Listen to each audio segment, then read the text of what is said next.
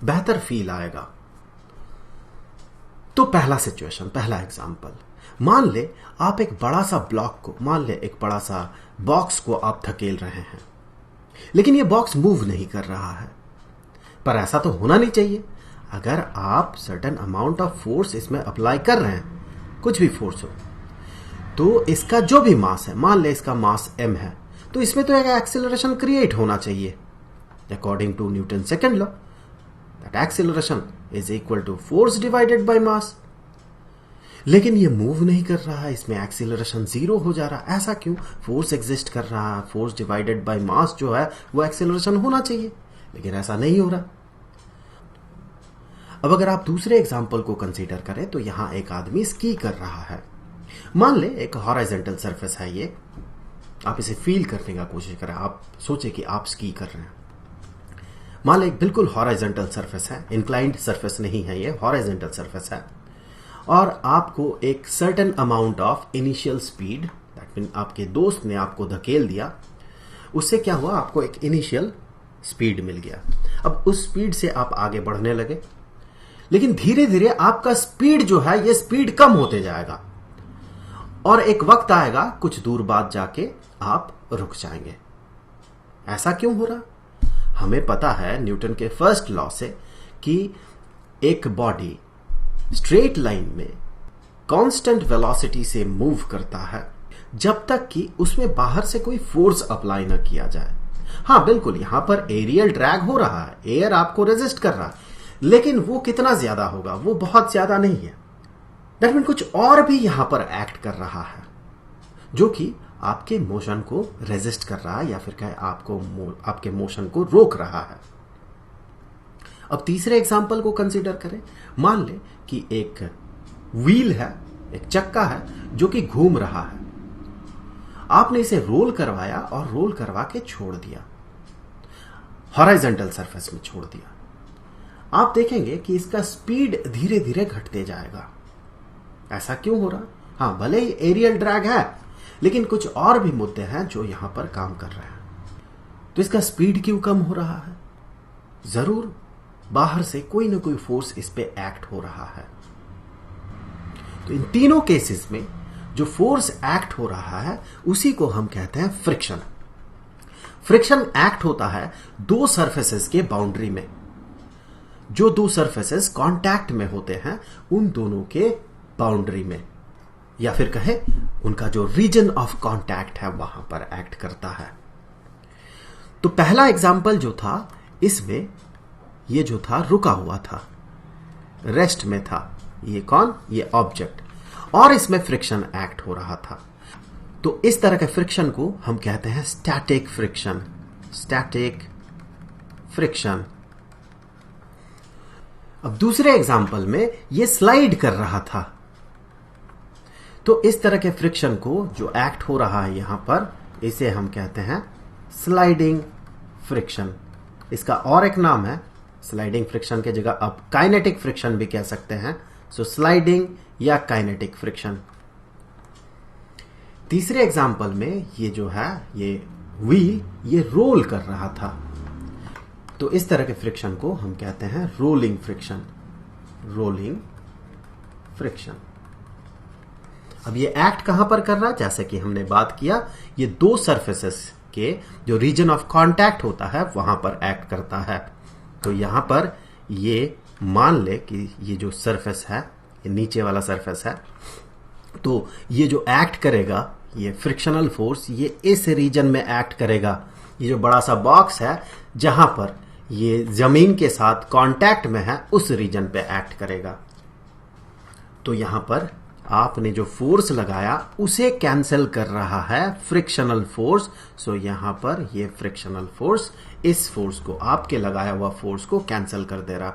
तो net force अगर आप कंसीडर करें यहां पर इस केस में, क्योंकि ये रुका हुआ है, तो नेट फोर्स अगर आप कंसीडर करेंगे तो आप पाएंगे नेट फोर्स 0 होगा। यहां इसका मैग्नीट्यूड और इसका मैग्नीट्यूड बराबर होगा। नेट फोर्स 0 होने के कारण हम कहेंगे एक्सीलरेशन इज इक्वल टू सिर्फ फोर्स नहीं बल्कि नेट फोर्स, और ये नेट फोर्स हो जाएगा 0, तो एक्सीलरेशन भी हो जाएगा 0। इसीलिए ये जो ब्लॉक है ये बड़ा सा बक्सा या ब्लॉक जो भी हो, ये मूव नहीं करता है, रुका हुआ रहता है। दूसरे एग्जाम्पल में देखें, ये जो फ्रिक्शन एक्ट करेगा वो इस रीजन में करेगा जहां पर कांटेक्ट हुआ है, तो ये फ्रिक्शनल फोर्स इसे पीछे की तरफ ड्रैग करेगा। फ्रिक्शनल फोर्स मैं यहां आपको बता दूं कि ये रिलेटिव मोशन को अपोज करता है। हम आगे चल के देखेंगे कि इसका अगर आप मोशन देखें, ये आगे की तरफ है, तो फ्रिक्शन इसे अपोज करेगा। फ्रिक्शन कभी भी उसे हेल्प नहीं करेगा किसी के मोशन को, तब तो मजा आ जाता। फिर हम किसी ऑब्जेक्ट को स्लाइड करवा के छोड़ देते और फ्रिक्शन अगर उसे धकेल के ले जाता तो फिर एक जगह से दूसरे जगह जाने का जो खर्चा होता वो तो हमारा बच जाता ना। ऐसा होता तो ये यूनिवर्स के बेसिक रूल के खिलाफ हो जाता, law of conservation of energy के खिलाफ हो जाता। सो फ्रिक्शन अपोज करता है। फ्रिक्शन वो जो काइनेटिक एनर्जी होता है बॉडीज का, वो काइनेटिक एनर्जी को घटाता है और उसे हीट एनर्जी और बाकी साउंड एनर्जी में कन्वर्ट कर देता है। तीसरे केस में देखें, ये मान ले सरफेस है, ये सरफेस है जहां पर कि ये रोल करके आगे बढ़ रहा है, तो फ्रिक्शन, चूंकि ये बॉडी आगे की तरफ मूव कर रहा है, तो फ्रिक्शन इस पे कुछ ऐसा एक्ट करेगा कि इसके मोशन को घटाएगा। और फ्रिक्शन इस पे, आप कह सकते हैं कि फ्रिक्शन इस पे पीछे की तरफ एक्ट कर रहा है। सो फ्रिक्शन इसके मोशन को घटाएगा, इसके स्पीड को घटाएगा। अब थोड़ा एलाबोरेटली बात कर लेते हैं, थोड़े टेक्निकल चीजों को देख लेते हैं। तो सबसे पहला एग्जांपल हम कंसीडर करेंगे स्लाइडिंग फ्रिक्शन का। तो स्लाइडिंग फ्रिक्शन के लिए ये सेकंड वाले फिगर में देखें, सबसे पहले तो हमें कंसीडर करना होगा इस बॉडी पे ये जो सरफेस है, जिन दो सरफेसेस के बीच ये फ्रिक्शन एक्ट कर रहा है, उन दो सरफेसेस के बीच जो फोर्स का एक्सचेंज है वो कितना है। सो उसके लिए देखें, इस बॉडी पे एक ग्रेविटेशनल पुल एक्ट करेगा। सो mg, मान ले इसका जो मास है, इस बॉडी का मास वो m है। तो ये जो सरफेस है, नीचे वाला सरफेस है, ये इस पे अप्लाई करेगा एक नॉर्मल रिएक्शन। और चूंकि ये इस एक्सिस में, वर्टिकल एक्सिस में मूव नहीं कर सकता है, उसका एक्सेलरेशन भी नहीं हो सकता है वर्टिकल एक्सिस में, तो फिर वर्टिकल एक्सिस में नेट फोर्स 0 होगा। तो हम कहेंगे यहां से कि ये जो r है ये mg के बराबर है, इसका मैग्नीट्यूड mg के बराबर है। तो इस एक्सिस में, वर्टिकल एक्सिस में, ये और ये कैंसिल हो जाएगा, r और mg। अब ये जो फ्रिक्शन होता है, ये फ्रिक्शन ये प्रोपोर्शनल होता है इस नॉर्मल रिएक्शन पे।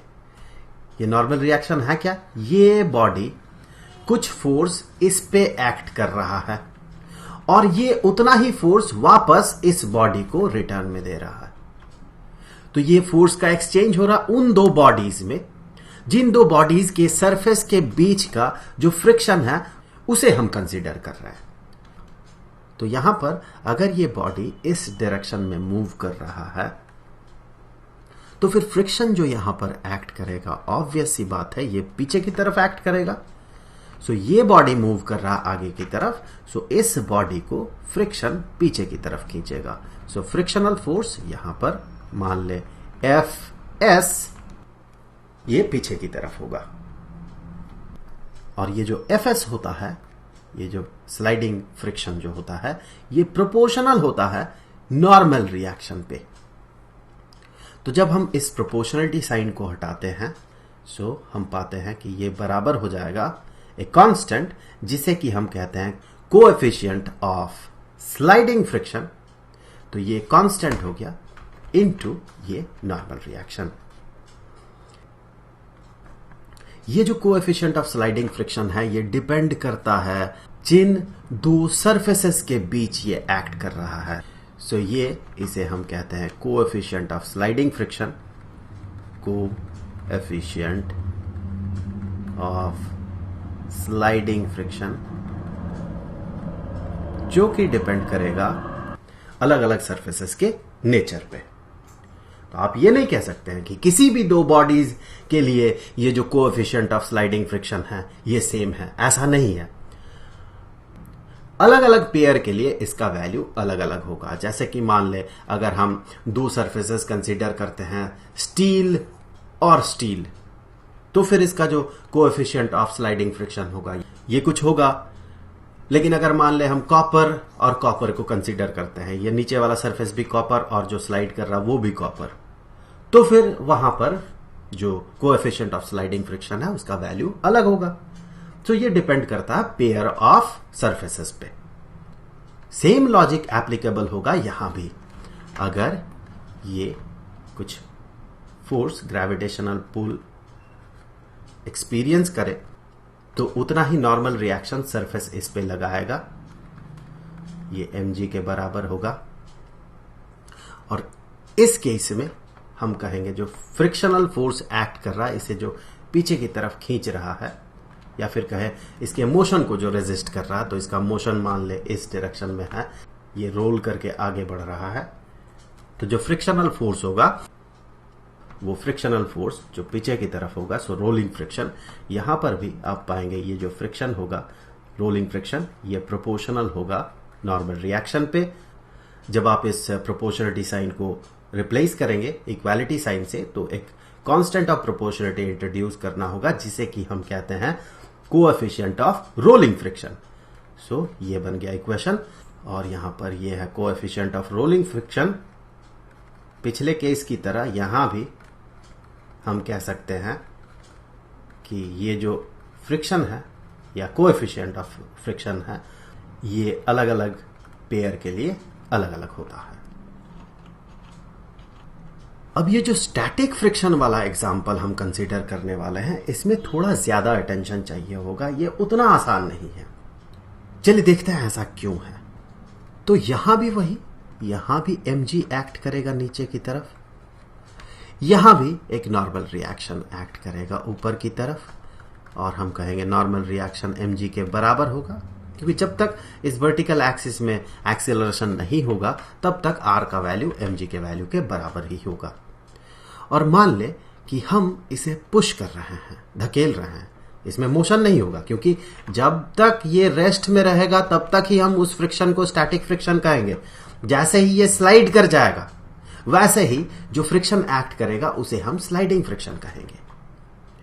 तो हमने इस पे कुछ फोर्स अप्लाई किया, मान ले हमने फोर्स अप्लाई किया F, तो ये जो फ्रिक्शन है, स्टैटिक फ्रिक्शन है, ये उसे रोकेगा। सो ये पीछे की तरफ फोर्स एक्ट करेगा इस ब्लॉक पे, इस ब्लॉक को पीछे की तरफ धकेलेगा स्टैटिक फ्रिक्शन। सो Fs स्टैटिक फ्रिक्शन। लेकिन इसका मैग्नीट्यूड होगा किसके बराबर? तो इसे समझने के लिए आपको सबसे पहले यह समझना होगा कि ये जो है ये सेल्फ एडजस्टिंग होता है या सेल्फ एडजस्टेबल होता है।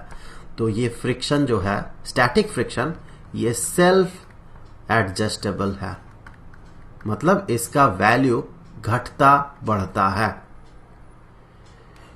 पर इसका जो मैक्सिमम वैल्यू है वो दो सरफेसेस के लिए कांस्टेंट होगा। तो यहां पर अगर आप स्टैटिक फ्रिक्शन का मैक्सिमम वैल्यू को कंसीडर करें, मान ले मैं यहां मैक्सिमम वैल्यू की बात कर रहा हूं, तो मैं Fs मैक्स लिख देता हूं, Fs max. So maximum static friction जो होगा ये प्रोपोर्शनल होगा नॉर्मल रिएक्शन के, और हर बार की तरह जब आप इसे हटाएंगे, इस साइन को, प्रोपोर्शनलिटी साइन को इक्वालिटी साइन से सब्स्टिट्यूट करेंगे, तो एक कांस्टेंट ऑफ प्रोपोर्शनलिटी इंट्रोड्यूस करना होगा आपको। सो यहां कांस्टेंट ऑफ प्रोपोर्शनलिटी को हम कहते हैं कोएफिशिएंट ऑफ स्टैटिक फ्रिक्शन। सो इसके साथ हमें मल्टीप्लाई करना होगा r, तो यहां पर यह है कोएफिशिएंट ऑफ स्टैटिक फ्रिक्शन। ये जो कोएफिशिएंट है ये हर बार की तरह यहां भी हम कहेंगे कि ये अलग अलग पेयर ऑफ सरफेसेस के लिए इसका वैल्यू अलग अलग होगा। सो कोएफिशिएंट ऑफ स्टैटिक फ्रिक्शन इसे हम कहते हैं। पर ये तो हो गया इसका मैक्सिमम वैल्यू। इस केस में क्या होगा? मान ले इस केस में जो इसका मैक्सिमम वैल्यू है, मैं एग्जांपल कंसीडर कर रहा हूं, इस केस में इसका मैक्सिमम वैल्यू है मान ले 10 न्यूटन का। जो नॉर्मल रिएक्शन है मान ले वो 100 न्यूटन का है, और कोएफिशिएंट ऑफ स्टैटिक फ्रिक्शन इन दो पेयर्स के लिए ये 0.1 है। तो इस एग्जांपल के हिसाब से 0.1 इंटू 100 न्यूटन, तो हमें मिला 10 न्यूटन। 10 न्यूटन हो गया इसका मैक्सिमम कैपेसिटी। ये जस्ट एक एग्जांपल है। सो 10 न्यूटन हो गया इसका मैक्सिमम कैपेसिटी। अब अगर आप इसमें अप्लाई करते हैं कुछ फोर्स, मान ले कि आपने 5 न्यूटन का फोर्स अप्लाई किया, तो ये फ्रिक्शनल फोर्स यहां जो एक्ट कर रहा है ये कितना होगा? क्या ये 10 न्यूटन होगा? क्योंकि ये इसका मैक्सिमम एबिलिटी है। क्या ये 10 न्यूटन हो सकता है? आपने 5 न्यूटन का फोर्स से इस ब्लॉक को धकेला। अब अगर फ्रिक्शनल फोर्स पीछे की तरफ 10 न्यूटन लग जाए, मान ले 10 न्यूटन लग जाए, तो फिर नेट फोर्स पीछे की तरफ हो गया ना 5 न्यूटन। 5 न्यूटन आगे, 10 न्यूटन पीछे, तो नेट फोर्स पीछे की तरफ 5 न्यूटन हो गया, जिसके कारण कि ये पीछे की तरफ स्लाइड करने लगेगा। क्या कभी ऐसा हो सकता है आपने एक ब्लॉक को आगे की तरफ धकेला और फ्रिक्शन के कारण वो पीछे की तरफ चलने लगे? ऐसा तो नहीं हो सकता है। तो इस केस में ये जो फ्रिक्शनल फोर्स होगा ये बराबर होगा 5 न्यूटन के, ये इसके बराबर होगा। इस फ्रिक्शनल फोर्स को इसे सिर्फ कैंसिल करना है और इस ब्लॉक को रोके रखना है वहां पर। सिमिलरली अब मान ले कि आप जो फोर्स लगा रहे हैं ये फोर्स अब 5 न्यूटन का नहीं है, बल्कि ये अब 8 न्यूटन का है। तो इसका जो मैक्सिमम एबिलिटी है वो तो 10 न्यूटन का है, तो अब भी ये इस 8 न्यूटन को कैंसिल कर सकता है। इसका एबिलिटी अब भी है 8 न्यूटन फ्रिक्शनल फोर्स क्रिएट करने का, तो ये अब भी उसे कैंसिल करने के लिए 8 न्यूटन का फोर्स बनाएगा ये फ्रिक्शन। लेकिन मान ले कि हमने फोर्स अब अप्लाई कर दिया इस पे 12 न्यूटन, 12 न्यूटन का फोर्स अप्लाई कर दिया। अब क्या होगा? इसका तो मैक्सिमम एबिलिटी 12 न्यूटन नहीं है, ये तो मैक्सिमम 10 न्यूटन क्रिएट कर सकता है, और हमने लगा दिया 12 न्यूटन। तो होगा क्या? ये 12 न्यूटन तो बना नहीं सकता, ये कुछ फोर्स अप्लाई करेगा। जब तक हमने 10 न्यूटन अप्लाई किया था, मान ले हम 10 न्यूटन अप्लाई कर रहे हैं, जब तक हमने 10 न्यूटन अप्लाई किया था इसने 10 न्यूटन बना के दिया था और उसे रोक दिया था। लेकिन जैसे ही हमने 10 न्यूटन को एक्सीड कर दिया और ये बढ़ गया 10 न्यूटन से, वैसे ही ये स्लाइड कर जाएगा, और जैसे ही ये स्लाइड कर जाएगा हम इस सिचुएशन को और कंसीडर करेंगे ही नहीं, अब हम इस सिचुएशन को कंसीडर करेंगे, क्योंकि वहां तब स्टैटिक फ्रिक्शन और एक्ट नहीं करेगा, स्लाइडिंग फ्रिक्शन एक्ट करेगा। आप कहेंगे मटेरियल तो वही है, यहां जो सरफेस है और यहां जो बॉडी स्लाइड कर रहा है वो दो तो सेम है, वो तो बदल नहीं रहा ना। स्लाइड करने से ऐसा तो नहीं कि ये लकड़ी लोहा बन जाएगा, या फिर ये जो नीचे का कंक्रीट है ये कॉपर बन जाएगा, ऐसा तो नहीं है। पेयर ऑफ सरफेसेस तो वही है। तो फिर क्या फर्क पड़ता है हम स्टैटिक फ्रिक्शन कंसीडर करें या स्लाइडिंग फ्रिक्शन कंसीडर करें? फ्रिक्शन तो दो पेयर पे डिपेंड करेगा और उसके नॉर्मल रिएक्शन पे डिपेंड करेगा। नॉर्मल रिएक्शन मास पे डिपेंड करेगा, इस बॉडी के मास तो सेम रहेगा। होगा क्या फिर? यहां मैं आपको बता दूं, किसी भी दो सरफेसेस के लिए स्टैटिक फ्रिक्शन और स्लाइडिंग फ्रिक्शन या फिर काइनेटिक फ्रिक्शन, इन दोनों का वैल्यू सेम नहीं होता है। यहां आप ये जान ले कि जो कोएफिशिएंट ऑफ स्टैटिक फ्रिक्शन होता है, हम किसी भी दो पेयर ऑफ सरफेसेस के लिए कंसीडर कर रहे हैं, इससे कम होता है कोएफिशिएंट ऑफ काइनेटिक फ्रिक्शन, और उससे भी कम होता है कोएफिशिएंट ऑफ रोलिंग फ्रिक्शन। ऐसा क्यों होता है इस पे हम आगे की किसी वीडियो पे बात करेंगे। फिलहाल तो हम ये जान के रखेंगे कि कोएफिशिएंट ऑफ स्टैटिक फ्रिक्शन सबसे ज्यादा होता है दो पेयर ऑफ सरफेसेस के लिए, और कोएफिशिएंट ऑफ रोलिंग फ्रिक्शन सबसे कम होता है, और बीच में होता है कोएफिशिएंट ऑफ काइनेटिक या स्लाइडिंग फ्रिक्शन। अब चूंकि कोएफिशिएंट ऑफ रोलिंग फ्रिक्शन सबसे कम होता है, इसीलिए हम बॉल बेयरिंग यूज करते हैं। बॉल बेयरिंग में होता क्या है? रोल करता है, अंदर जो बॉल्स रहते हैं वो रोल करता है, तो वहां पर स्लाइडिंग फ्रिक्शन या काइनेटिक फ्रिक्शन एक्ट नहीं करता है, बल्कि वहां पर एक्ट करता है रोलिंग फ्रिक्शन, जिसका की वैल्यू सबसे कम है। तो चलिए कुछ और फैक्ट्स पे बात कर लेते हैं। जैसे कि अगर आप यहां इक्वेशंस को देखें, फ्रिक्शन के इक्वेशन को, तो आप ये पाएंगे इन तीनों केसेस में ये डिपेंड करता है सिर्फ नॉर्मल रिएक्शन पे। ये जो सरफेस एरिया कांटेक्ट में है उस पर डिपेंड नहीं करता है। जैसे कि यहां पर ये जो कांटेक्ट में सरफेस एरिया है इस पे डिपेंड नहीं करेगा फ्रिक्शन, यहां भी डिपेंड नहीं करेगा और यहां भी डिपेंड नहीं करेगा। ये सिर्फ डिपेंड करता है उसके कोएफिशिएंट पे, कोएफिशिएंट ऑफ फ्रिक्शन पे, और जो नॉर्मल रिएक्शन है उस पे। तो ये एक इंपॉर्टेंट फैक्ट है। सो जो फ्रिक्शन है, ये फ्रिक्शन ये डिपेंड नहीं करता है किस पे, एरिया पे, area of contact, area of contact. तो फिगर से इसे समझ लिया जाए तो मान ले यहां पर ये दो ब्लॉक सेम ब्लॉक्स हैं, सेम मास का सेम मटेरियल का ब्लॉक है। एक को हमने ऐसा रखा कि दूसरे से जो सरफेस एरिया है, कांटेक्ट में जो सरफेस एरिया है, ये सरफेस एरिया ज्यादा है, और इस केस में, दूसरे केस में, ये कांटेक्ट का सरफेस एरिया ये बहुत कम है। लेकिन मटेरियल सेम है, मटेरियल सेम है, इसका मतलब कोएफिशिएंट ऑफ फ्रिक्शन जो है दोनों ही केस में सेम है। तो मान ले ये स्लाइड कर रहा है, ये स्लाइड कर रहा है, ये आगे की तरफ बढ़ रहा है, तो जो फ्रिक्शनल फोर्स होगा इस केस में, जो स्लाइडिंग फ्रिक्शन होगा या जो काइनेटिक फ्रिक्शन होगा, सो एफ के काइनेटिक फ्रिक्शन, और इस केस में एफ के काइनेटिक फ्रिक्शन, दोनों ही केस में ये फ्रिक्शनल फोर्स जो है ये बराबर होगा कोएफिशिएंट ऑफ काइनेटिक फ्रिक्शन, जो कि दोनों ही केस में बराबर होगा मटेरियल, जो पेयर ऑफ मटेरियल है या पेयर ऑफ सरफेसेस है वो तो सेम है, इनटू नॉर्मल रिएक्शन के। तो इस केस में जो नॉर्मल रिएक्शन होगा वो नॉर्मल रिएक्शन mg के बराबर होगा, दोनों तो सेम मास का है, सेम मटेरियल है, तो यहां भी नॉर्मल रिएक्शन mg के बराबर होगा।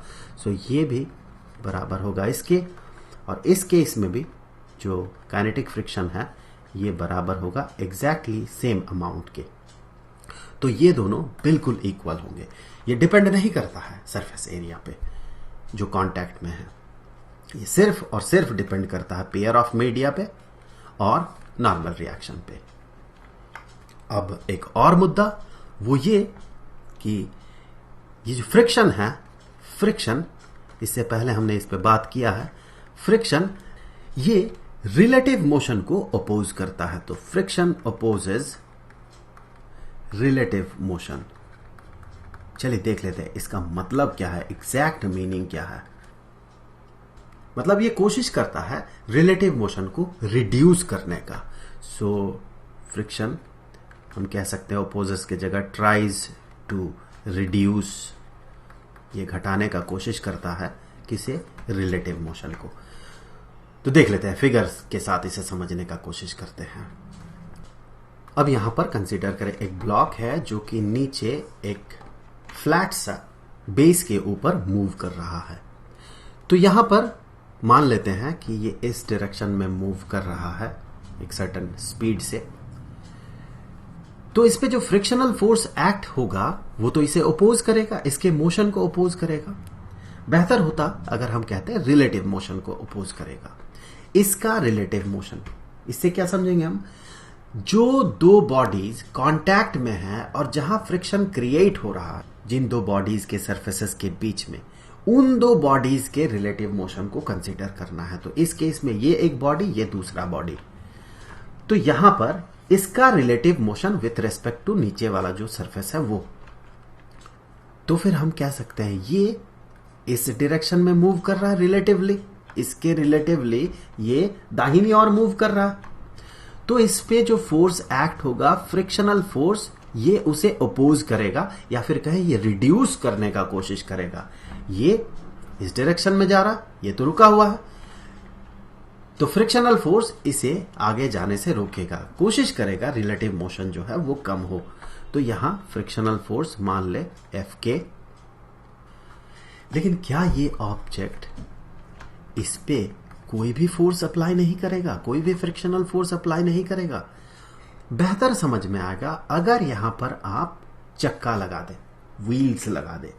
आप खुद सोचिए, व्हील्स लगे हुए हैं, यहां पर ये बॉडी है, आपने इसे पुल किया, आप खींच रहे हैं, इसे खींच रहे तो ये भी स्लाइड कर रहा, फ्रिक्शनल फोर्स इस पे एक्ट कर रहा है, जितना इसे स्लाइड करना चाहिए था, फ्रिक्शन अगर नहीं होता तो उस रेट से ये स्लाइड नहीं कर पा रहा है, थोड़ा कम कर पा रहा है। क्यों?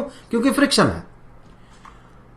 आप ये सोचे कि क्या ये नीचे वाला जो अब ये बेस हो गया, जिसमें कि अब चक्का लग चुका है, व्हील्स लग चुके हैं, क्या ये मूव नहीं करेगा? आप इसे एक्सपीरियंस करने का कोशिश करें, ये भी मूव कर जाएगा। लेकिन आपने खींचा तो इसे था, तो फिर ये नीचे वाला ऑब्जेक्ट जो है, नीचे वाला जो स्लैब है या फिर कहें जो भी बेस है, वो क्यों मूव कर रहा? वो किस डायरेक्शन में मूव करेगा? आप खुद सोचें, किस डायरेक्शन में मूव करेगा? आप अगर इस ब्लॉक को आगे की तरफ खींचेंगे तो फिर ये जो ब्लॉक है ये भी आगे की तरफ आएगा। हां, भले ही ये जिस स्पीड से आएगा, हो सकता है ये नीचे वाला जो बेस है वो उस स्पीड से ना आए, हो सकता है, लेकिन इसे खींचा कौन? हमने तो सिर्फ इसे पुल किया था ऊपर वाले को, तो इसे कौन खींचा? नीचे वाले को। नीचे वाले को फ्रिक्शन खींच रहा है, क्योंकि फ्रिक्शन का जो टेंडेंसी है वो ट्राई करता है रिलेटिव मोशन को रिड्यूस करना। वो कोशिश करता है कि रिलेटिव मोशन घटे या फिर रहे ही ना। तो अब इसके रेस्पेक्ट में अगर आप देखें तो इसका जो मोशन है, रिलेटिव मोशन, अगर ये आगे चला जाएगा, अगर ये ब्लॉक आगे चला जाएगा तो इसका रिलेटिव मोशन अपोजिट डायरेक्शन में हो गया ना। तो उसे रोकने के लिए फ्रिक्शन उसके अपोजिट डायरेक्शन में एक्ट करेगा और नीचे वाले बॉडी को फ्रिक्शन इस डायरेक्शन में खींचेगा, सेम मैग्नीट्यूड से। यही तो फोर्स का मैजिक है।